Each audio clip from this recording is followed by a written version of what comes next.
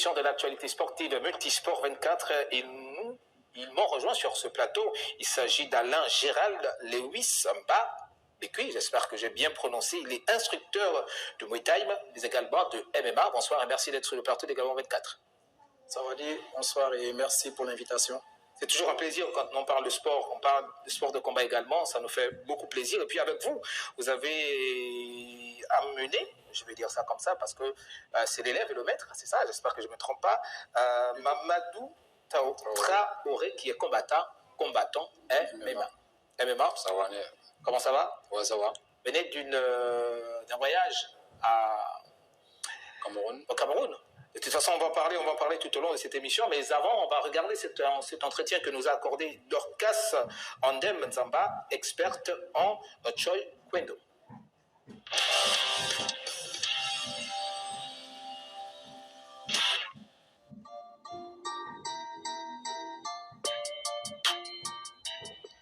Le Choi Kendo est une discipline more like self-defense. So, il aide à avoir une maîtrise en soi. Parce que certaines personnes qui viennent au Choi Kendo viennent à propos de leur santé et tout ça, et comment se défendre s'ils sont en cas de situation où ils doivent se défendre. So, ça un peu à propos de tout ça.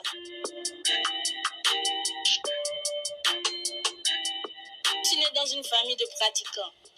So, c'est comme si j'avais pas vraiment le choix. Et en commençant à faire le Choi Kendo, j'ai trouvé comme une passion à l'intérieur. So, on va dire que j'ai voulu apprendre le self-defense et avoir la maîtrise en soi. So, cette discipline, nous ne l'avons pas encore au Gabon.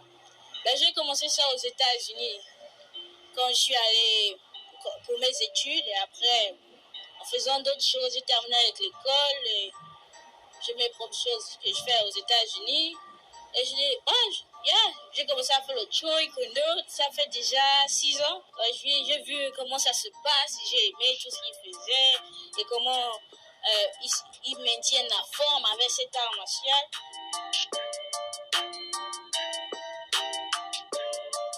Mon père est une source d'inspiration pour moi et de motivation. Parce que il m'a toujours supporté dans tout ce que je fais. Donc, c'est un grand exemple pour moi. Si vous voyez mon père, vous allez dire que c'est un frère. Mais c'est pas un frère. Il est en même temps comme mon meilleur ami. Et c'est mon père. Je le respecte beaucoup. Mon père m'a poussé dans mes objectifs. Il m'a jamais laissé tomber. Ce qui est bien. Il m'a toujours inspiré à faire mieux de ce que je fais maintenant. Par exemple, si je commence aujourd'hui, quand j'avais eu la première dan, il m'a dit, tu peux aller à la deuxième dan. Je suis allée à la deuxième dan. Et là, maintenant, ce qu'il fait, c'est, attends, je t'attends à ma 5e. C'est une manière de me pousser à aller de l'avant et faire mieux. Mon père est une inspiration, un mot. Ouais.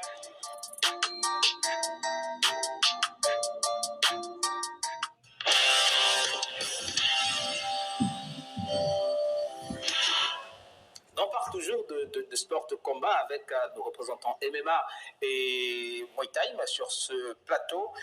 Vous connaissez cette discipline également, Choi Kendo? Oui, je connais très bien. Ça s'apparente un peu au MMA, Muay Thai, ou c'est quand même différent? C'est différent.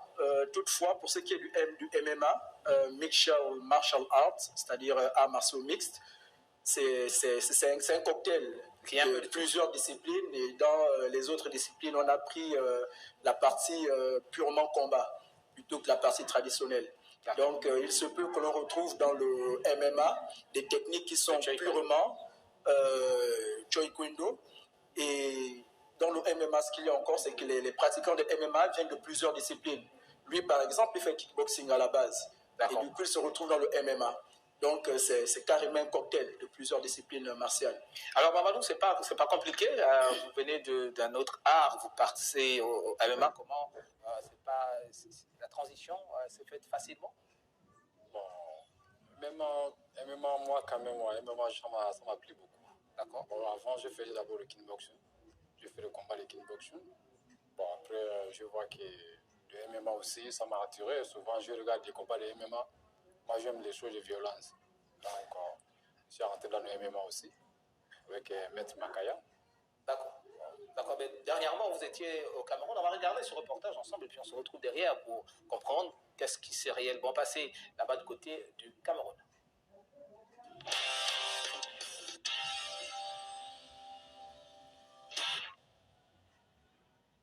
Le Gabon a pris part récemment à sa première compétition internationale d'arts martiaux mixtes, notamment à l'IBGIM, Fighting Championship du Cameroun.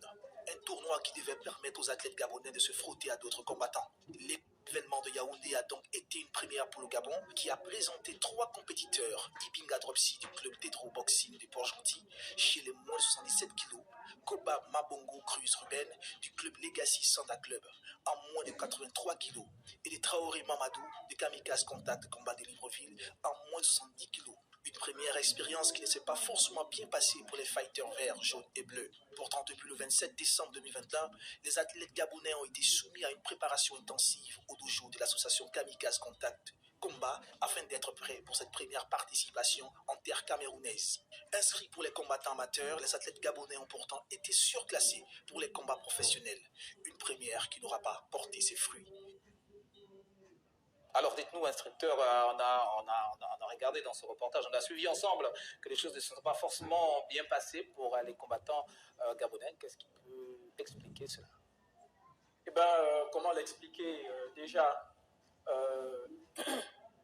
la discipline, ils l'ont apprise très rapidement, en peu de temps, en venant d'autres disciplines à la base, comme je le disais tantôt. L'un a fait Sanda, il a été champion de Sanda, Ruben Koba, et l'autre, c'est du kickboxing. Donc, ils ont tout de suite engagé l'apprentissage d'un nouvel art martial, comme ça, sans les connaissances rudimentaires. Donc, ils ont directement commencé par des techniques de combat, typiquement combat, c'est-à-dire qu'on a préparé la compétition, des combats qu'on allait faire au Cameroun. Au départ, il était dit qu'on fasse des combats en amateur. Et il y a eu plusieurs reports, c'est-à-dire que l'événement a été reporté plusieurs fois. Ça joue un tout petit peu sur la psychologie des gars. Et au passage, je les salue parce qu'ils n'ont pas lâché prise.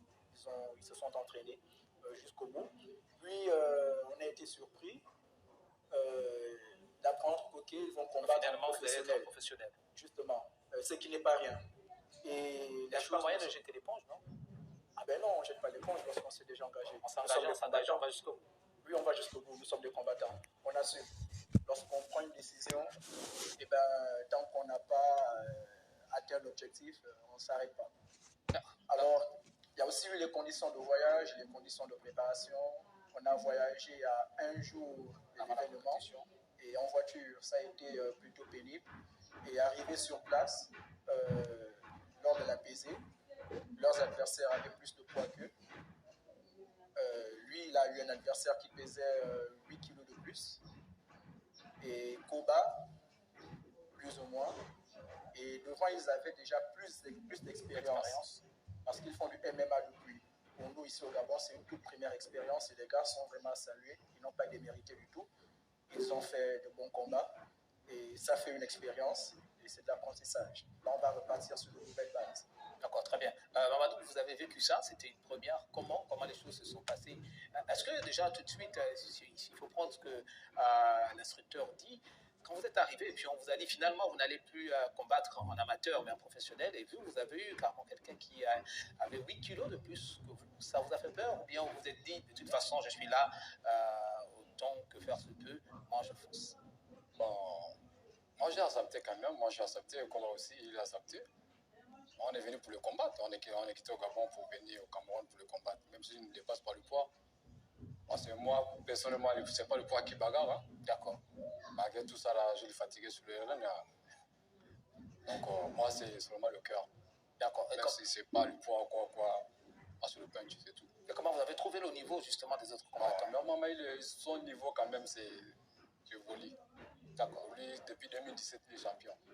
D'accord, depuis 2017 quand même. 2017. Hein? D'accord. À MMA. Moi, c'est ma fois la première fois dans la case de combattre. Ça vous avez eu peur? Non, moi, je n'ai pas eu peur. Moi. C'était vraiment... vous n'avez pas eu peur? C'est la première fois, on vous enferme dans une cage. Dans une cage, moi, j'aime ça. Ah, ça c'est très bien. C'est comme l'impression que finalement, vous êtes parti rageux, vous avez eu l'envie de vouloir bien faire. Mais dites-nous, vous parlez de MMA qui arrive au Gabon, et Muay Thai qui arrive au Gabon, ça fait pas longtemps. Comment les choses se sont passées? Ça existe déjà depuis combien de temps? Bon, pour le Muay Thai, moi je suis rentré il y a cela 3 ans. Je reviens de l'Arabie Saoudite spécifiquement. Et vous êtes allé vous spécialiser dans la discipline?